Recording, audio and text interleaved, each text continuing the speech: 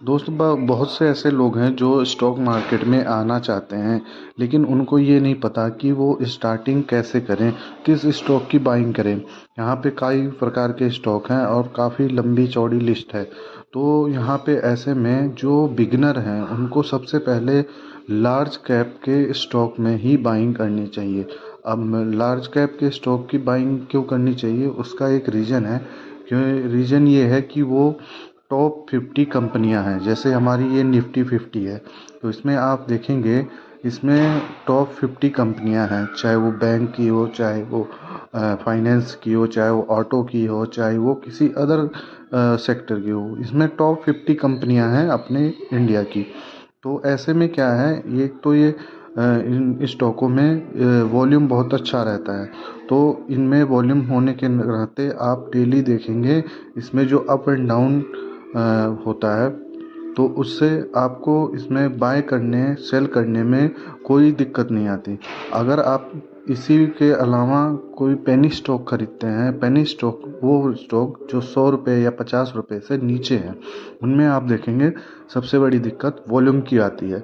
Volume का मतलब ये हुआ कि आज आपने इस स्टॉक को खरीद लिया, लेकिन जब आप बेचने जाएंगे तो उसका कोई बायर नहीं मिलेगा। तो ऐसे में आपको, अगर आप बिगनर हैं, तो आपको लार्ज कैप स्टॉक में ही बाइंग करनी चाहिए। उसका रीज़न मैंने आपको बता दिया। उसके कई फ़ायदे और भी हैं। लार्ज कैप के जो जितने भी स्टॉक हैं, वो आप देखेंगे इनमें जो बाइंग और सेलिंग है वो काफ़ी अच्छी लेवल पे होती है। और जो छोटे स्टॉक हैं, जो पेनी स्टॉक जिनको बोलते हैं, उनमें बाइंग और सेलिंग बहुत कम होती है। बहुत से स्टॉक तो ऐसे हैं जिनमें अपर सर्किट लग रहा है तो अपर सर्किट लगेगा, अगर लोअर सर्किट लग रहा है तो लोअर सर्किट लगेगा। लेकिन लार्ज कैप स्टॉक आप बाय करेंगे तो उनमें ऐसा देखने को बिल्कुल भी नहीं मिलेगा।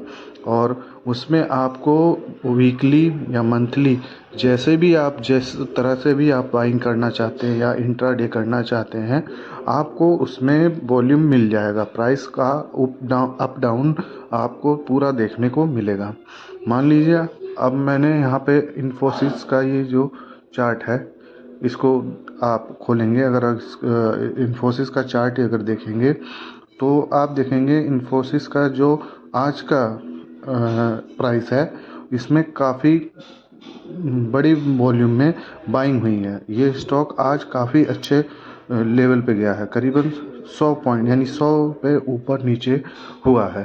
तो ऐसे में इन स्टॉकों को बाय करने में ये फ़ायदा होता है कि इनमें आप कभी भी फंसे नहीं रहेंगे। आप जब चाहे तब इसमें को बेच के निकल सकते हैं। और मंथली, वीकली या एक दिन इंट्राडे अगर आप कर रहे हैं तो इंट्राडे में भी आपको प्रॉफिट अच्छा हो जाएगा। तो इसलिए अगर आप बिगनर हैं तो बिगनर को हमेशा टॉप 50 कंपनियां यानी लार्ज कैप में ही आपको स्टॉक बाइंग और सेलिंग करनी चाहिए। बाकी आपको मिड कैप मिल जाएगा, स्मॉल कैप मिल जाएगा, और भी तरह तरह के स्टॉक्स हैं वो मिल जाएंगे। लेकिन अगर आप शुरुआत कर रहे हैं, आप बिगनर हैं, शुरू के एक साल से कम आपका एक्सपीरियंस है या अभी एक्सपीरियंस है भी नहीं, आप स्टार्टिंग फेज में हैं, तो शुरू के एक साल तक के लिए आपको लार्ज कैप में ही बाइंग करनी चाहिए। स्मॉल कैप और मिड कैप में अभी आपको एंटर नहीं होना चाहिए। और स्टॉक आप सेलेक्ट कर सकते हैं, स्टॉक को आप देख सकते हैं। आप टॉप 50 कंपनियां जितनी भी अपनी इंडिया की हैं, उनको आप डे बाय डे या वीकली या इंट्राडे, जैसे भी आप उनको एनालिसिस करना चाहते हैं, आप उस हिसाब से एनालिसिस कर सकते हैं और इन स्टॉकों को बाय और सेल कर सकते हैं। तो वीडियो अगर अच्छी लगी हो तो प्लीज़ लाइक एंड सब्सक्राइब करिए। धन्यवाद।